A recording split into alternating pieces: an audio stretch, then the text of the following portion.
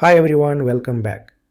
In the previous lecture, we learned how to select records from a MySQL table using the fetch all method from Python. Now in this lecture, let's go one step further and learn how to filter records from the database using the where clause. This is one of the most important SQL features and it's super useful when you want to retrieve only specific rows based on a condition. For example, you may want to find students above a certain age or fetch only the students with a particular email. Let's get started. In PyCharm, right-click on your MySQL folder, click New and choose Python file. Let's name this file filter_student_data. This will be the script where we write our filtering logic. At the top of the file, let's import the necessary packages. We say import mysql.connector. Then also add from mysql.connector. Also import the error code. Import error code. This is to help us handle errors gracefully. Now we connect to our MySQL database just like before. We define a variable called connection and assign it to mysql.connector.connect.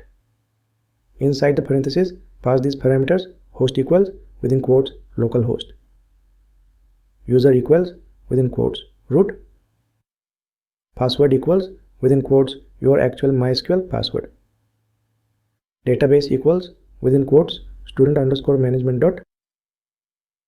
Make sure the password is accurate for your system. Now let's create a cursor object to execute our queries.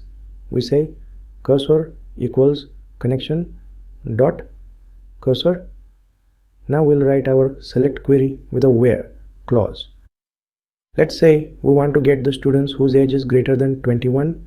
We define select_query equals within triple quotes.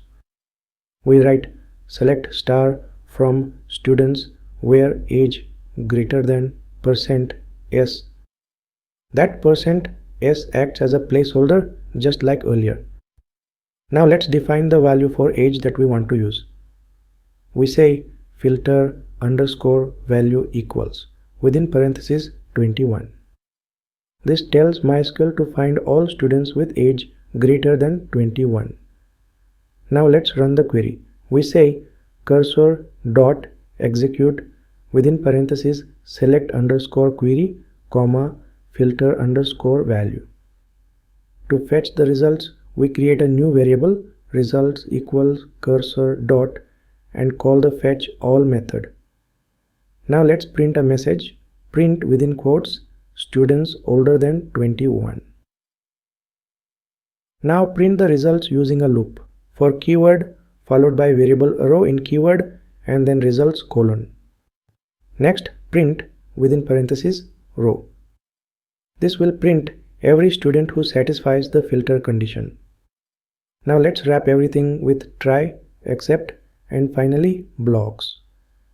Start with try colon and paste everything we wrote so far inside this try block.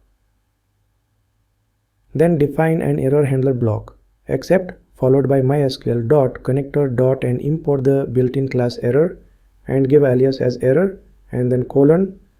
Inside this block we simply print within parentheses f string error colon then error variable, and finally we clean up resources. We write finally block colon if keyword followed by connection dot call the function is _connected, then close the cursor and the connection. Cursor dot close, connection dot close. This is good practice.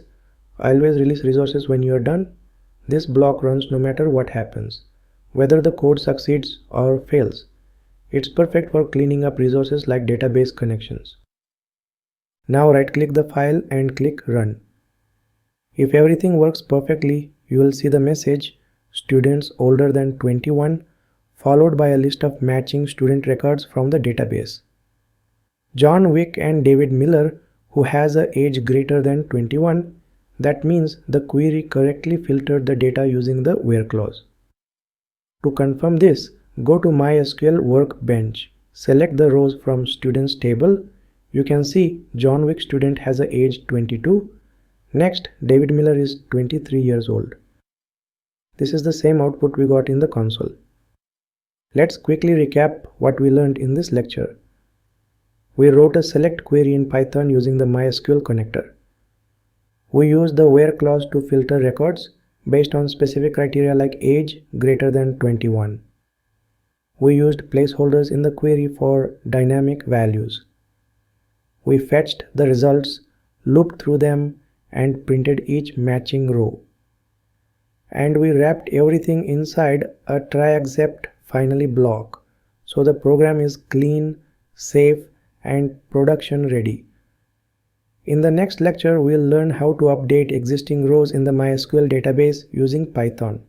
Stay tuned and I'll see you there.